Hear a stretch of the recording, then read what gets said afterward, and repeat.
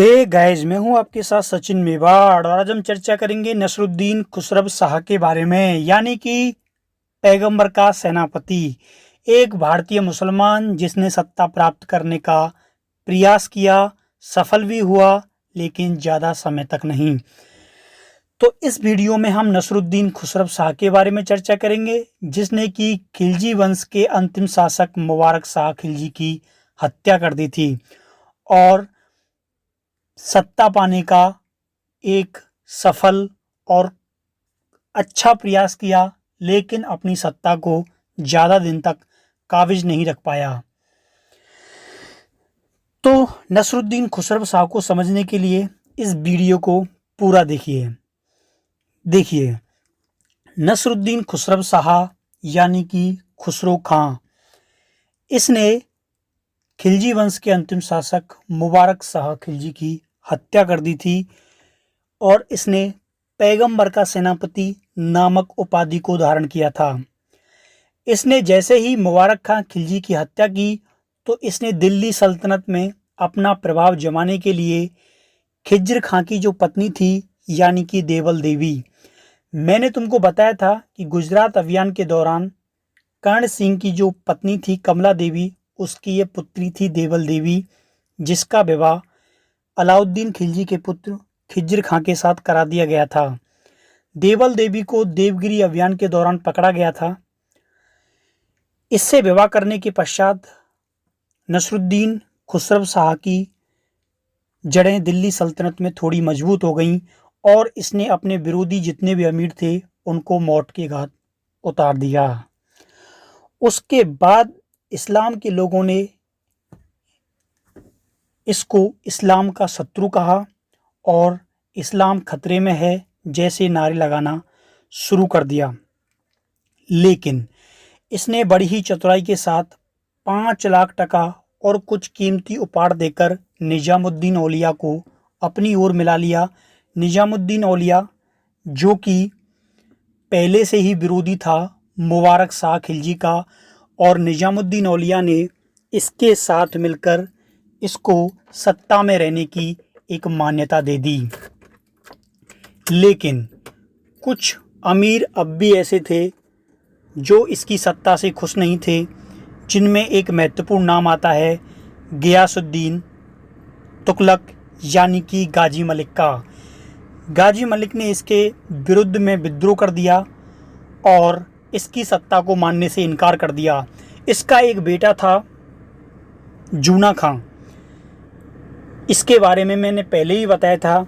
ये नसरुद्दीन यानी कि खुसरो खां के दरबार में था और इसकी सारी सूचनाएं अपने पिता को भेज रहा था। इसने प्रारंभ में तो खुसरो खां का समर्थन किया, लेकिन बाद में युद्ध के दौरान अपने पिता से जा मिला। अगर ये पहले से ही इसको अपने दरबार से निकाल देता तो शायद युद्ध की परिस्थिति कुछ और होती। गियासुद्दीन इसको धर्म विरोधी बताकर बहुत सारे जो धर्मांध मुसलमान थे उनको अपनी ओर मिला लेता है और इसके खिलाफ विद्रोह कर देता है। इसकी सेना जो होती है वो दिल्ली की तरफ बढ़ती है और इधर नसरुद्दीन खुसरव शाह की सेना भी सिरसा के निकट सरस्वती का युद्ध करती है और इस युद्ध में नसरुद्दीन खुसरव शाह की सेना परास्त होती है, क्योंकि इस युद्ध का नेतृत्व इसका भाई हिसामुद्दीन कर रहा था। यहाँ पर इसने आगे ना बढ़कर स्वयं दिल्ली में रहा और अपनी सेना को अपने भाई के नेतृत्व में भेज दिया।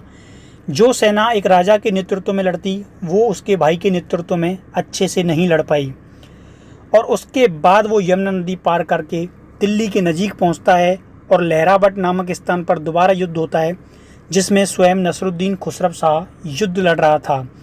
युद्ध की तारीख और डेट पूछने की ज़रूरत नहीं है, क्योंकि ये अप्रैल 1320 से सितंबर 1320 यानी कि कुछ ही महीने शासक बना, तो इसी अवधि के दौरान सारे युद्ध लड़े गए।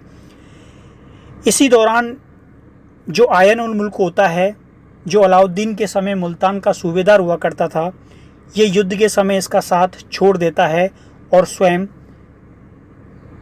चला जाता है अपनी सेना लेकर, जिससे इसकी युद्ध के समय स्थिति कमज़ोर हो जाती है। तो नसरुद्दीन खुसरव शाह का कुछ ही महीने का कार्यकाल था, लेकिन इसका कार्यकाल भारतीय मुसलमानों के लिए महत्वपूर्ण था, क्योंकि भारतीय मुसलमान इसको सपोर्ट कर रहे थे और जो दिल्ली सल्तनत के और अमीर थे वो इसको एक घृणा की दृष्टि से और एक छोटे मुसलमान की दृष्टि से देखते थे, क्योंकि उनको पसंद नहीं था कि कोई भी भारतीय मुसलमान दिल्ली सल्तनत पर अपनी सत्ता काबिज़ करे।